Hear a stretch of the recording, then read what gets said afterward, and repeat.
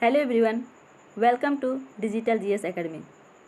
तो दोस्तों, आप सभी को पता है कि PYQ का सीरीज चल रहा है। तो आज का PYQ है, बहुत ही हेल्पफुल होगा। इसे आप लोग पढ़िए, जानिए कैसा क्वेश्चन आता है। ठीक है, तो चलिए स्टार्ट करते हैं। स्टार्ट करने से पहले जो चैनल को सब्सक्राइब नहीं किए हैं, चैनल को सब्सक्राइब कर लीजिए। ऐसा PYQ मिलते रहेगा और आप लोगों का हेल्पफुल के लिए बहुत ही अच्छा होगा, हेल्प बहुत मिलेगा। ठीक है, तो चलिए स्टार्ट करते हैं। तो यहाँ फर्स्ट क्वेश्चन है, वात दीर्घदर्शी का प्रयोग क्या मापने के लिए किया जाता है। ये जो वात दीर्घदर्शी है उसको क्या मापने के लिए का प्रयोग का क्या मापने के लिए किया जाता है। तो बताइए, इसका आंसर होगा ए में है वायु वेग, बी में है वायु दाब, और 3 में है वायु दिशा, और 4th में है वायु तापमान। तो इसका सही आंसर क्या हो जाएगा। तो इसका जो सही आंसर हो जाएगा वो हो जाएगा वायु दिशा, दिग्दर्शी वायु दिशा। ठीक है, क्या करने के लिए मापा जाता है, तो ये वायु दिशा को प्रयोग किया मापने के लिए किया जाता है। नेक्स्ट है, वायुमंडल की निम्नलिखित में से कौन सी परत रेडियो तरंगों के संचारण में मदद करती है। रेडियो तरंगे के संचारण में मदद करती है, तो कौन सा हो जाएगा वायुमंडल। तो बताइए, तो वायुमंडल कितने हिस्से में बटा है, तो ये 5 हिस्से में बटा है। जो सबसे धरती से जो निक्षेप है वो क्या है, तो ये क्षोभ मंडल होगा। ठीक है, उसका बाद हो जाएगा समताप मंडल, उसका बाद हो जाएगा माध्य मंडल, उसका बाद हो जाएगा बाह्य मंडल, उसका बाद हो जाएगा बहिर्मंडल। ठीक है, तो दोस्तों, क्षोभ मंडल में मौसम घटनाएं जितना भी होते हैं, कोहरा हो गया, मौसम हो गया, बारिश हो गया, ये सारे चीज़ क्षोभ मंडल में पाया जाता है। और समताप मंडल में हवाई यान उड़ाने के लिए बहुत ही आदर्श माना जाता है। वे मौसम घटनाएं से मुक्त होते हैं और यहाँ पर ओजोन परत भी पाया जाता है। तो ये समताप मंडल हो गया। अब मध्य मंडल में जो उल्का पिंड आता है आंतरिक से, वो यहीं पर मध्य मंडल में आने से क्या होता है, तो गिर जाता है और जल जाता है। गिरता है तो क्या होता है, तो जल जाता है। अब बाह्य वायुमंडल में क्या होता है, तो यहाँ पर तरंगे रेडियो संचारण की ये मदद करती है बाह्य वायुमंडल में। और बहिर्मंडल गैस से बना हुआ है, यहाँ पर गैसें तैरती रहती हैं। तो बताइए यहाँ पर जो सही हो जाएगा वो कौन सा हो जाएगा। तो ये है 13 किलोमीटर ऊंचाई तक, ये 13 से लेकर के 50 किलोमीटर ऊंचाई तक है। ठीक है, उसका बाद ये मध्य मंडल है, हम क्षोभ मंडल को बोल रहे थे। ठीक है, क्षोभ मंडल 13 किलो से है, 1 मिनट रुकिए। क्षोभ मंडल 13 किलो ऊंचाई तक है, और फिर समताप मंडल 13 से लेकर के 50 से 80 तक है। ठीक है, उसके बाद 80 से लेकर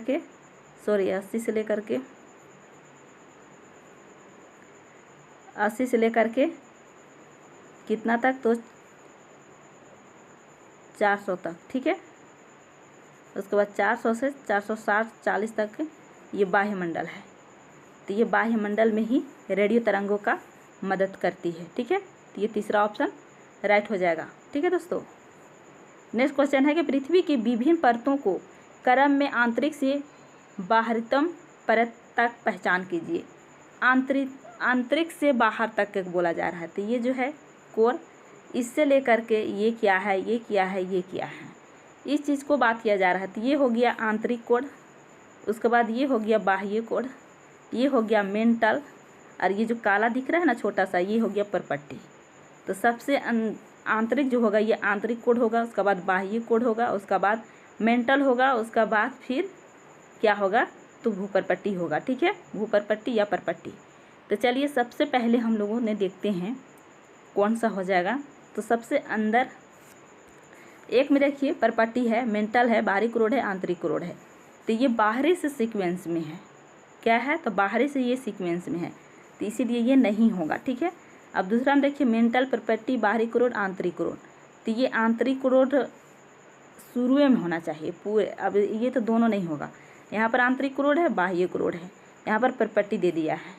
जबकि परपट्टी बाद में आना चाहिए और मेंटल इससे पहले, ठीक है। अब चौथा हम देखिए दोस्तों कि आंतरिक रोड, बाह्यिक रोड और मेंटल और परपट्टी। तो ये आंसर हम लोगों को राइट हो जाएगा।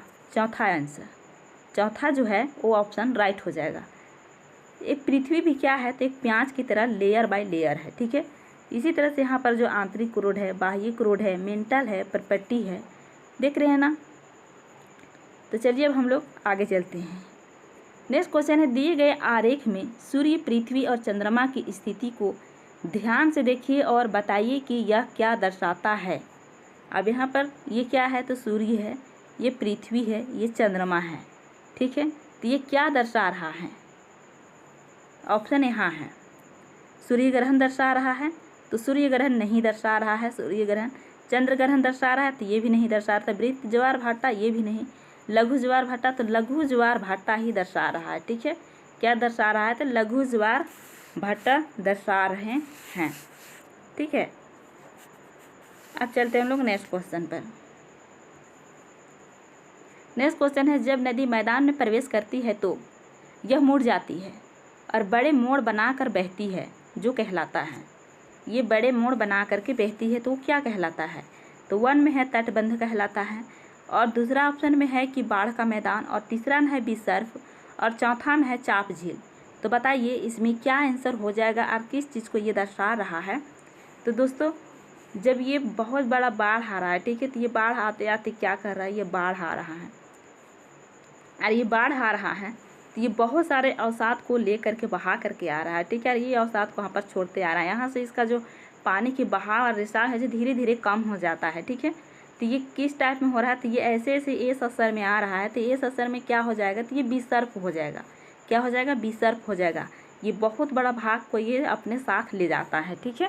तो ये हो जाएगा बिसर्फ, ठीक है। ये एस अक्षर में दिखाई दे रहा है तो ये बिसर्फ हो जाएगा, ठीक है। और इसी से क्या होता है, जैसे ये आ रहा है ऐसे करते, तो ये वाला ऐसे आते आते यहाँ से आता है तो यहाँ पर टूट जाता है, और टूट करके ये क्या होता है, ऐसे करके ये टूट के अलग हो जाता है, ठीक है। ये अलग होके ऐसे हो जाता है तो वो कहलाता है चाप झील कहलाता है। क्या कहलाता है? तो चाप झील कहलाता है, ठीक है। तो इसका जो आंसर होगा वो होगा 3 ऑप्शन, ठीक है।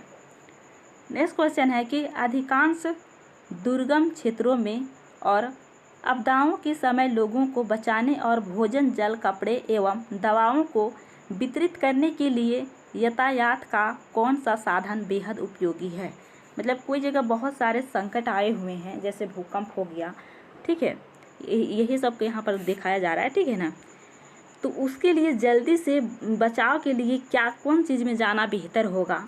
भोजन पहुँचाना है, जल पहुँचाना है, कपड़ा पहुँचाना है, दवा पहुँचाना है, तो जल्दी वहाँ पर पहुँचना है। तो जल्दी पहुँचने के लिए क्या चीज़ चाहिए? तो वायु मार्ग, रेल मार्ग, सड़क मार्ग, जल मार्ग।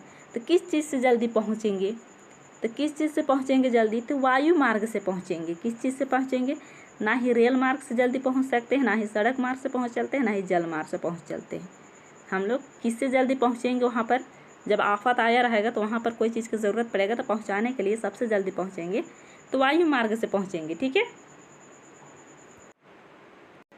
तो चलिए अब हम लोग चलते हैं नेक्स्ट क्वेश्चन पर। नेक्स्ट क्वेश्चन क्या है कि भूगोल की वह शाखा जो विशिष्ट मानव जनसंख्या की संरचना के विषय में संबंधित है कहलाती है? क्या कहलाती है? एक में है नगरीय भूगोल, दूसरा में है जैव भूगोल, तीसरा में है सांख्यिकी भूगोल, और चौथा में है मानव भूगोल। तो बताइए इसका आंसर क्या हो जाएगा?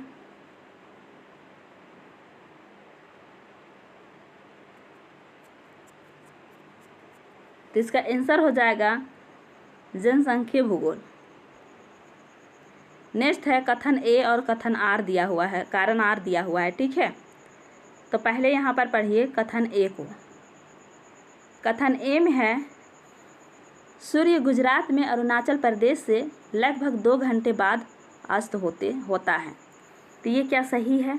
तो जी हाँ, ये सही है। 2 घंटा बाद में अस्त होते हैं। 2 घंटा की अंतर है कहाँ से? तो अरुणाचल प्रदेश से गुजरात का, ठीक है। गुजरात पूरी तरह से इधर पूर्वी दक्षिणी में है, पश्चिम में है, और अरुणाचल प्रदेश पूर्व में है, ठीक है। कारण अरुणाचल प्रदेश गुजरात की तुलना में उच्च अक्षांश पर स्थित है। ये बिल्कुल राइट है, लेकिन इसका कारण इस तरह से स्पष्ट नहीं होती है। ठीक है, तो ये दोनों ही सही है। ठीक है, तो दोनों सही है, लेकिन इसका स्पष्टीकरण नहीं है। तो देखिए, ए और आर दोनों सत्य है, लेकिन आर एक को स्पष्ट नहीं करता है, यानी दूसरा ऑप्शन क्या हो जाएगा? तो दूसरा ऑप्शन राइट हो जाएगा।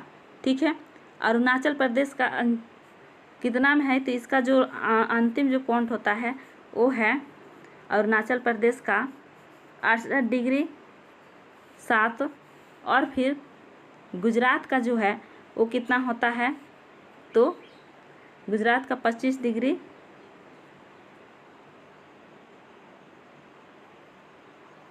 चलिए हम लोग नेक्स्ट क्वेश्चन पर चलते हैं।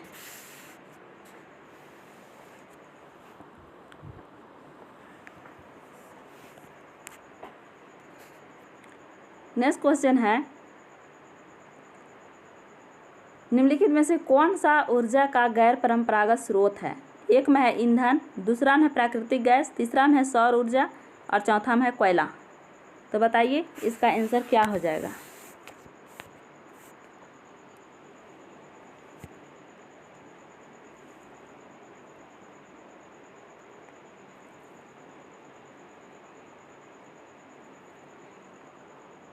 तो इसका जो आंसर हो जाएगा वो हो जाएगा सौर ऊर्जा। ठीक है, नेक्स्ट है, विशेष रूप से निर्मित टैंकों और तालाबों में मछली का प्रजनन कहलाता है। एम है सेरीकल्चर, और दूसरा में है विटीकल्चर, तीसरा में है हॉर्टिकल्चर और चौथा में है पीसीकल्चर। तो बताइए इसका क्या हो जाएगा आंसर? तो जब तालाब और टैंकों में क्या चीज़ मछलियाँ को जो पालते हैं तो उसको पालने वालों को क्या कहा जाता है? तो इसे कहा जाता है पीसीकल्चर। क्या कहा जाता है? तो पीसीकल्चर कहा जाता है। ठीक है, ये विटीकल्चर अंगूर का खेती के कहते हैं, सेरीकल्चर जो कीट पालते हैं उसे कहते हैं। ठीक है, नेक्स्ट क्वेश्चन है कि स्थल का एक संकरा भाग जो दो बड़े स्थलीय भागों को एक दूसरे से जोड़ता है उसे क्या कहते हैं? तो दोस्तों, एक बहुत बड़ा क्या है? तो ये स्थल है। ठीक है, और ये भी स्थल है, लेकिन ये क्या है? तो समुंदर है। ठीक है, लेकिन यहाँ पर एक छोटा सा एक ज़मीन है, वो ज़मीन का टुकड़ा क्या कर रहा है? तो ये बड़ा स्थल और ये बड़ा स्थल को दोनों को जोड़ रहा है। ठीक है, तो इस जोड़ने वालों को क्या कहा जाता है? तो इस जोड़ने वालों को कहा जाता है स्थल संधि। क्या कहा जाता है? तो स्थल संधि कहा जाता है। और ये जल संधि किसे कहते हैं? तो जल संधि कहते हैं कि ये एक बड़ा सा समुंदर है और ये भी समुंदर है, और ये क्या है? तो ये है ज़मीन। ठीक है, तो इसी में एक छोटा सा नहर है, और ये नहर ये महासागर और ये महासागर को दोनों को जोड़ने का काम कर रहा है। ठीक है, तो उसे कहते हैं जल संधि। ठीक है, नेक्स्ट क्वेश्चन है, निम्नलिखित में से कौन सा महाद्वीप आकार में सबसे छोटा है? अब सबसे छोटा है आकार में। ठीक है, तो ये क्या है? तो मान लिया जाए ये पृथ्वी है। ठीक है, ये भूमध्य रेखा है, ये कर्क रेखा है, ये मकर रेखा है। ठीक है, ये 23.5 डिग्री है। ठीक है, और ये भी 23.5 डिग्री है, ये 3 है। ठीक है, 23.5 डिग्री है। तो यहाँ पर क्या है? तो एशिया महाद्वीप है, यूरोप महाद्वीप है, फिर यहाँ पर अफ्रीका महाद्वीप है, फिर उत्तर अमेरिका महाद्वीप है, फिर इधर दक्षिण अमेरिका महाद्वीप है, और इधर ऑस्ट्रेलिया महाद्वीप है, और यहाँ पर क्या है? तो अंटार्कटिका महाद्वीप है। ठीक है, तो सबसे जो बड़ा महाद्वीप है वो एशिया महाद्वीप है। ठीक है, उसका बाद कौन सा महाद्वीप है? तो ये अफ्रीका महाद्वीप है, उसका बाद है उत्तर अमेरिका, उसका बाद है दक्षिण अमेरिका, उसका बाद अंटार्कटिका है, ये 5वां नंबर पर। ठीक है, और 6ठा नंबर पर यूरोप है, उसका बाद 7वां नंबर पर ऑस्ट्रेलिया है। लेकिन यहाँ क्वेश्चन क्या पूछा है कि निम्नलिखित में से कौन सा महाद्वीप आकार में सबसे छोटा है? तो सबसे छोटा कौन हो जाएगा? तो ऑस्ट्रेलिया हो जाएगा, जो कि पूरी तरह से दक्षिणी गोलार्ध में स्थित है।